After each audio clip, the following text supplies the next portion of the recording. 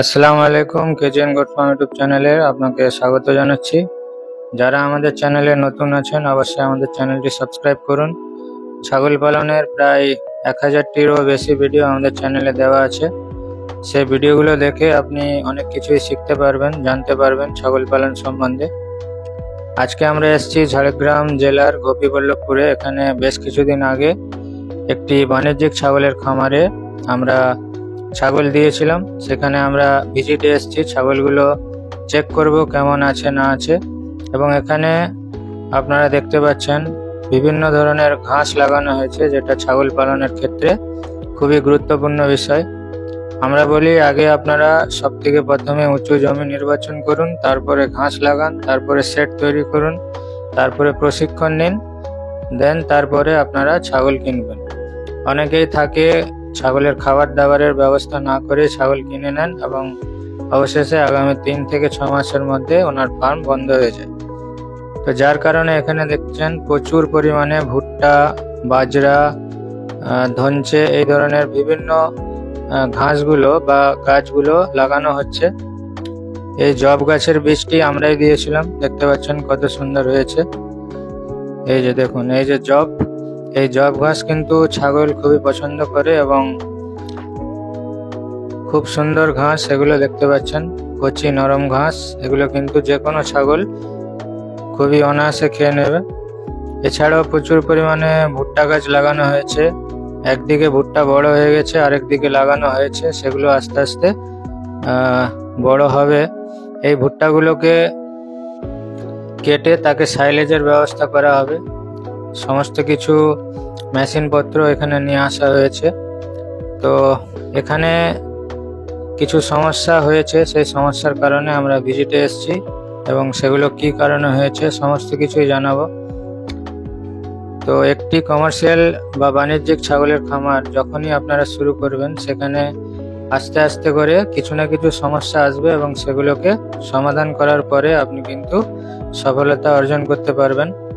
তো এখানে আমরা মোট 30 পিস ছাগল দিয়েছিলাম, তার মধ্যে 3-4টা ছাগল অসুস্থ আছে।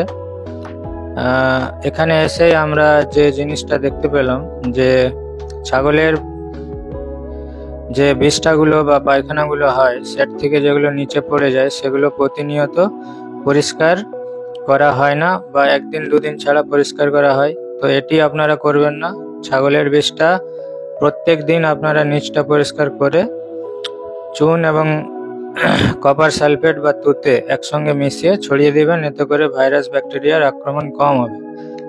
আরেকটা বিষয় হচ্ছে, শেডের নিচে যেখানে বৃষ্টাগুলো পড়ে সেখানে যাতে ছাগল না ঢুকতে পারে সেদিকে ব্যবস্থা করবেন। চারিদিকে নেট দিয়ে দিবেন এবং দুপাশে 2টি দরজা রাখবেন ঢুকে পরিষ্কার করার জন্য। তো সমস্ত কিছু ভুল ভ্রান্তিগুলো আজকে আমরা দেখে ভালোভাবে বুঝিয়ে যাব, যাতে আগামী দিনে এরকম ভুল না হয়। আরেকটি বিষয় হচ্ছে, এখানে যে সমস্যাটি আমি দেখতে পেলাম যে পরিকাঠামো বা কনস্ট্রাকশন এখনো কিন্তু বাকি। কিছু ছাগলের নিউমোনিয়া সিমটমস এসছে, তার কারণ হচ্ছে ওনারা যে সেটটিতে ছাগলগুলোকে রেখেছেন সেই সেটটি অত্যাধিক পরিমাণে বড়, যার কারণে পার্টিশনগুলো কিন্তু আমি প্রথম দিনে এসেই বলেছিলাম যে ডিভাইডেড করে করে ছাগলকে রাখতে এবং পার্টিশন ওয়াইজ রাখতে। কারণ এত বড় শেডে শীতকালে প্রচন্ড ঠান্ডা ঢুকবে, রাত্রেবেলা চারিদিকে খোলা জঙ্গলের মাঝে ফার্ম। তো যার কারণে 3-4টি ছাগলের নিউমোনিয়া হয়েছে এবং তাদের সিমটমস এবং পোস্টমর্টম সবকিছু আজকে করা হবে। নিউমোনিয়াতে আক্রান্ত একটি ছাগলের পোস্টমর্টম এখন আমি করছি, কারণ যদি রোগ বা কি হয়েছে যদি আমরা না জানতে পারি, ডায়াগনোসিস যদি ঠিক না হয়, আমরা ট্রিটমেন্ট কিন্তু ঠিক করতে পারবো না। তো যার কারণে আমরা এই ছাগলের পোস্টমর্টম করব এবং আপনাদেরকেও দেখাবো এবং যে ফার্মে এসেছি ওই ফার্মের ওনারদেরকেও দেখাবো যে কি কারণে ছাগলের মৃত্যু হয়েছে এবং আগামী দিনে কি করলে এই ধরনের সমস্যা যাতে না হয়।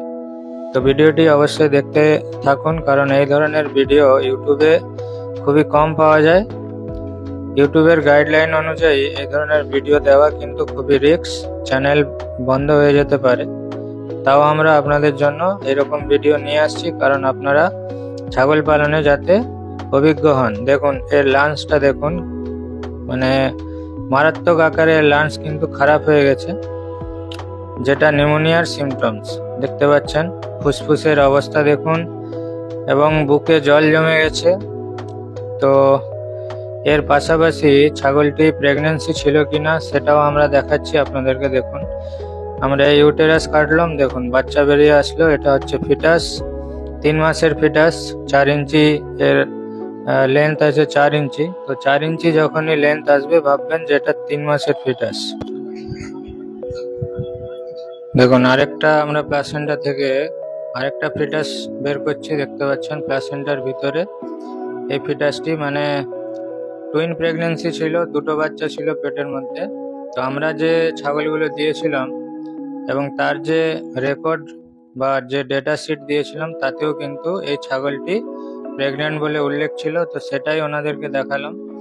তো আমরা এখন পিপিআর এর সিমটমস কিনা সেটা কনফার্ম করার জন্য আমরা caecum, small intestine, large intestine, abomasum, reticulum, omasum এগুলো চেক করলাম।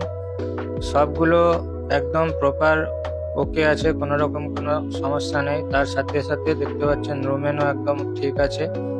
তো ছাগল আসার পরে খাওয়া দাওয়া ভালোই করেছিল রুমেনে, যেভাবে আমরা দেখতে পেলাম।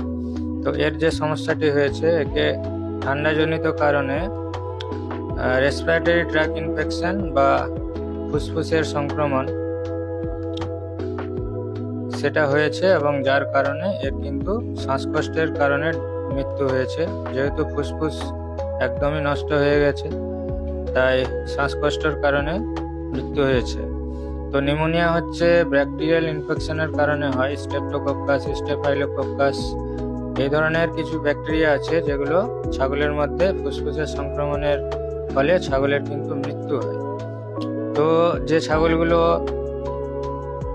অসুস্থ ছিল সেগুলোকে ট্রিটমেন্ট দেওয়ার পরে আমরা সমস্ত ছাগলগুলোকে চেক করব। চেক করে যে ছাগলগুলো আমাদের মনে হবে যে অসুবিধা আছে সেগুলোকে আমরা প্রপার ওয়েতে অ্যান্টিবায়োটিকের কোর্স করাবো। তো যে সমস্যাটির কথা আমি বলতেছিলাম, এত বড় ফার্মে শীতকালে প্রচণ্ড ঠান্ডা হচ্ছিল, জানুয়ারি মাসের মাঝামাঝি, এবং আমরা বলেছিলাম যে পার্টিশনগুলো হয়েছে সেগুলোকে একদম ঘরের মতো করে তিরপল দিয়ে তৈরি করে দিতে, যাতে সেখানে গরম আবহাওয়া তৈরি হতে পারে। তো সেটা ওনারা কোনো কারণে হয়তো করতে পারেননি। যাই হোক, এরকম সমস্যা যাতে না হয় আপনাদের ফার্মে, আপনারাও চেষ্টা করবেন। অবশেষে দেখতে পাচ্ছেন লিভার সম্পূর্ণ ওকে।